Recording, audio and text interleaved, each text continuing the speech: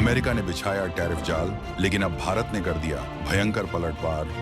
Trump का 50% tariff बना भारत का ब्रह्मास्त्र, 7 गुना रफ्तार से अमेरिकी बाजार पर हुआ कब्जा।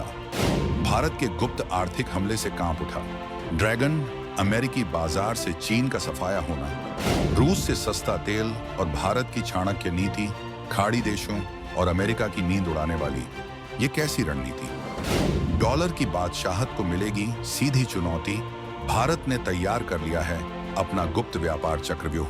जब पूरी दुनिया ये सोच रही थी कि अमेरिकी राष्ट्रपति डोनाल्ड ट्रंप के 50% टैरिफ के ऐलान के बाद भारत की अर्थव्यवस्था घुटनों पर आ जाएगी, जब चीन और पाकिस्तान मन ही मन जश्न मनाने की तैयारी कर रहे थे, ठीक उसी वक्त दिल्ली के वॉर रूम में भारत के रणनीतिकार एक ऐसा चक्रव्यूह रच रहे थे जिसकी भनक न तो वॉशिंगटन को लगी और न ही बीजिंग को।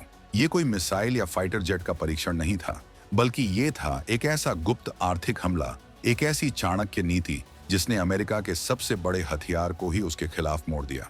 आंकड़े जब सामने आए तो दुनिया के बड़े बड़े अर्थशास्त्रियों के होश उड़ गए।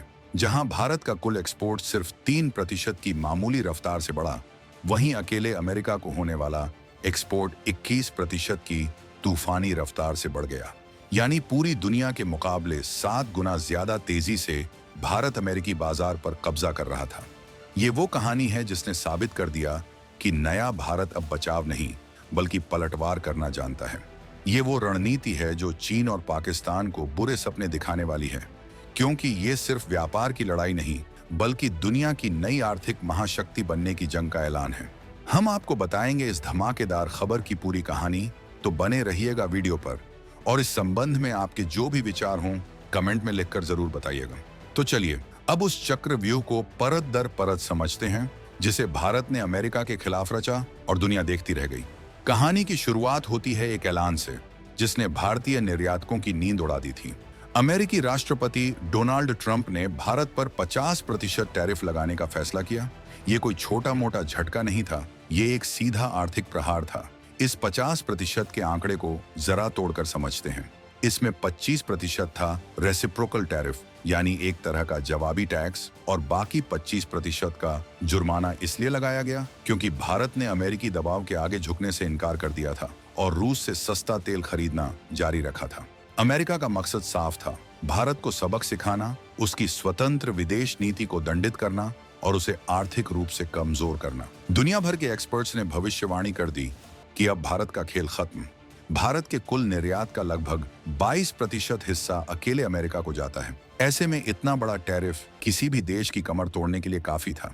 लेकिन यहीं पर नए भारत की वो तस्वीर सामने आई जिसकी कल्पना किसी ने नहीं की थी। पर्दे के पीछे एक महाअभियान पहले ही शुरू हो चुका था। भारत ने इसे खतरे के तौर पर नहीं बल्कि एक मौके के तौर पर देखा। पहला दांव चला गया फ्रंट लोडिंग का। ये एक बेहद सरल लेकिन असरदार रणनीति थी। भारतीय निर्यातकों ने 27 अगस्त की डेडलाइन से पहले ही अपने माल को अमेरिका भेजने की रफ्तार कई गुना बढ़ा दी। दिन रात काम हुआ, शिपमेंट पर शिपमेंट अमेरिका के लिए रवाना होने लगे। मकसद था कि टैरिफ लागू होने से पहले ज्यादा से ज्यादा माल अमेरिकी बंदरगाहों तक पहुंचा दिया जाए। ये तो सिर्फ ट्रेलर था, असली खेल तो अभी बाकी था। भारत का दूसरा और सबसे घातक दांव था गुप्त आर्थिक हमला।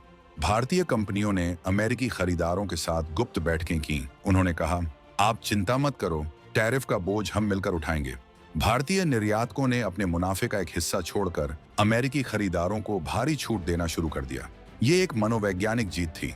जहां अमेरिका भारत पर दबाव बनाना चाहता था, वहीं भारत ने अमेरिकी कंपनियों को अपनी सप्लाई पर और ज्यादा निर्भर बना दिया। कल को अगर भारत सप्लाई रोक दे तो अमेरिका की कई इंडस्ट्री ठप पड़ सकती है। ये भारत की दूरदर्शिता थी जिसने अमेरिकी हथियार को ही उसकी ढाल बना दिया। अब आते हैं उस मास्टर स्ट्रोक पर जिसने इस पूरी बाजी को पलट कर रख दिया। ये मास्टर स्ट्रोक 2 रणनीतियों से मिलकर बना था, चाइना +1 और रूसी तेल।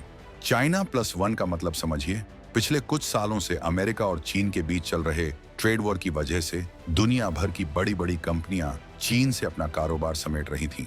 उन्हें एक ऐसे देश की तलाश थी जो चीन का विकल्प बन सके, एक ऐसा देश जहां लोकतंत्र हो, जहां काम करने की आजादी हो और जिसकी सप्लाई चेन भरोसेमंद हो।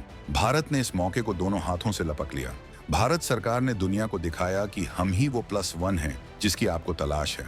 नतीजा ये हुआ कि जो ऑर्डर पहले चीन को मिलते थे वो अब भारत की झोली में आने लगे। अमेरिका की बड़ी बड़ी कंपनियां खुद चलकर भारत के पास आईं। परिधान यानी कपड़े, रत्न और आभूषण, फार्मा यानी दवाइयां और इंजीनियरिंग का सामान, इन सभी सेक्टर्स में भारत को ताबड़तोड़ ऑर्डर मिलने लगे। अब इस कहानी में एंट्री होती है रूसी तेल की। अमेरिका ने भारत पर 25% का अतिरिक्त टैरिफ इसलिए लगाया था क्योंकि हम रूस से तेल खरीद रहे थे। अमेरिका को लगा कि इस जुर्माने के डर से भारत झुक जाएगा, लेकिन भारत ने इसी तेल को अपना सबसे बड़ा हथियार बना लिया। रूस से भारत को रिकॉर्ड डिस्काउंट पर कच्चा तेल मिल रहा था। सस्ते तेल का मतलब था फैक्ट्री चलाने का खर्चा कम, माल बनाने की लागत कम। जब लागत कम हुई तो भारतीय कंपनियों के पास अमेरिकी खरीदारों को छूट देने की गुंजाइश और ज्यादा बढ़ गई। अब पूरा खेल समझिए। चाइना +1 की वजह से अमेरिका से डिमांड आ रही थी और रूसी तेल की वजह से भारत उस डिमांड को इतनी कम लागत पर पूरा कर पा रहा था कि 50% टैरिफ लगने के बाद भी वो मुनाफे में था। ये एक ऐसा चक्रव्यूह था जिसे भेद पाना अमेरिका के लिए नामुमकिन हो गया। अमेरिका जिस रूसी तेल को वजह बनाकर भारत को सजा देना चाहता था, भारत ने उसी तेल से अपनी आर्थिक ताकत का इंजन चला दिया। आंकड़े इस बात की गवाही देते हैं। जुलाई के महीने में रत्न और आभूषण एक्सपोर्ट में 28% का उछाल आया, फार्मा निर्यात 14% बढ़ा और इंजीनियरिंग वस्तुओं का निर्यात 13.8% की रफ्तार से भागा। ये आंकड़े नहीं, ये नए भारत की आर्थिक दहाड़ थी। इस पूरी लड़ाई में भारत ने सिर्फ बड़े कॉरपोरेट घरानों पर ही दांव नहीं खेला, बल्कि अपना एक छुपा हुआ कार्ड भी इस्तेमाल किया। ये छुपा कार्ड था हमारा MSME सेक्टर, यानी छोटे और मध्यम दर्जे के उद्योग। परिधान, चमड़ा, इंजीनियरिंग का सामान बनाने वाली ये छोटी छोटी कंपनियां ही भारतीय निर्यात की रीढ़ हैं। जब ट्रंप के टैरिफ की खबर आई तो सबसे ज्यादा चिंता इन्हीं कंपनियों को लेकर थी। डर था कि अगर ऑर्डर कैंसिल हुए तो लाखों नौकरियां चली जाएंगी, देश में हाहाकार मच जाएगा। भारतीय निर्यात संगठनों के महासंघ फाइओ ने आपातकालीन बैठकें बुलाईं, सरकार से समर्थन मांगा गया, लेकिन जमीन पर जो हुआ उसने सबको हैरान कर दिया। भारत के छोटे उद्यमियों ने हार नहीं मानी। उन्होंने दिन रात एक करके समय पर शिपमेंट तैयार किए, क्वालिटी से कोई समझौता नहीं किया और दुनिया को दिखा दिया कि भारतीय MSME सेक्टर किसी भी चुनौती का सामना करने के लिए तैयार है। ये भारत की असली ताकत थी। एक तरफ बड़े रणनीतिकार कूटनीतिक दांव चल रहे थे, तो दूसरी तरफ करोड़ों हाथ देश की अर्थव्यवस्था को मजबूती दे रहे थे। अब इस खेल के दूसरे खिलाड़ियों पर नजर डालते हैं, चीन और पाकिस्तान।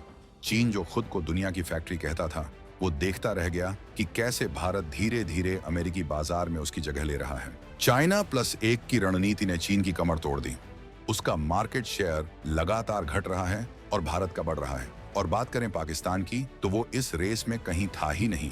उसके पास न तो वो औद्योगिक क्षमता है, न ही वो वैश्विक भरोसा जो भारत के पास है। पाकिस्तान आज भी दुनिया के सामने मदद के लिए हाथ फैलाए खड़ा है, जबकि भारत अमेरिकी बाजार पर अपनी पकड़ मजबूत कर रहा है।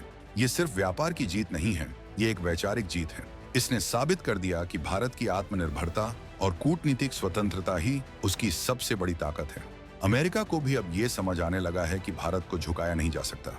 भारत धीरे धीरे अमेरिकी सप्लाई चेन का दिल बनता जा रहा है, एक ऐसी हकीकत जिसे नजरअंदाज करना अब अमेरिका के लिए भी मुमकिन नहीं होगा। यानी ट्रंप का टैरिफ सिर्फ एक तात्कालिक चुनौती थी। भारत की नजर तो आने वाली सदियों के आर्थिक साम्राज्य पर है। पहला कदम है गुप्त कूटनीतिक फायदा। भारत एक तरफ तो अमेरिकी बाजार पर कब्जा कर रहा है, लेकिन साथ ही वो अपनी निर्भरता सिर्फ अमेरिका पर नहीं रख रहा। वो यूरोप, रूस और दुनिया के दूसरे देशों के साथ वैकल्पिक ट्रेड नेटवर्क खड़े कर रहा है। यानी कल को अगर अमेरिका पूरी तरह से पाबंदी लगा भी दे तो भारत के पास प्लान B, प्लान C और प्लान D पहले से तैयार हैं। लेकिन असली और भविष्य का छुपा दांव कुछ और ही है। ये दांव है डॉलर की बादशाहत को चुनौती देना। भारत धीरे धीरे डॉलर पर अपनी निर्भरता घटाकर रुपया रूबल, रुपया यूरो जैसे ट्रेड सिस्टम की ओर बढ़ रहा है। जिस दिन भारत और उसके सहयोगी देशों ने डॉलर में व्यापार करना काफी हद तक कम कर दिया, वो दिन अमेरिकी आर्थिक वर्चस्व के ताबूत में आखिरी कील साबित होगा।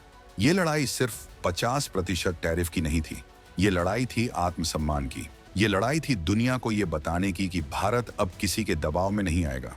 ये उस नए भारत का उदय है जो दोस्ती निभाना भी जानता है और आंख में आंख डालकर जवाब देना भी। ये कहानी सिर्फ एक आर्थिक जीत की नहीं, बल्कि एक बदलते हुए विश्व की है, जहां भारत अपनी शर्तों पर अपनी किस्मत लिख रहा है। ये एक ऐसा अध्याय है जो आने वाली पीढ़ियों को यह यकीन दिलाएगा कि जब इरादे फौलादी हों तो कोई भी चुनौती आपको रोक नहीं सकती। आपके इस बारे में क्या विचार हैं? क्या भारत की यह रणनीति उसे दुनिया की सबसे बड़ी आर्थिक महाशक्ति बना देगी? अपनी राय कमेंट्स में जरूर बताइए। जय हिंद।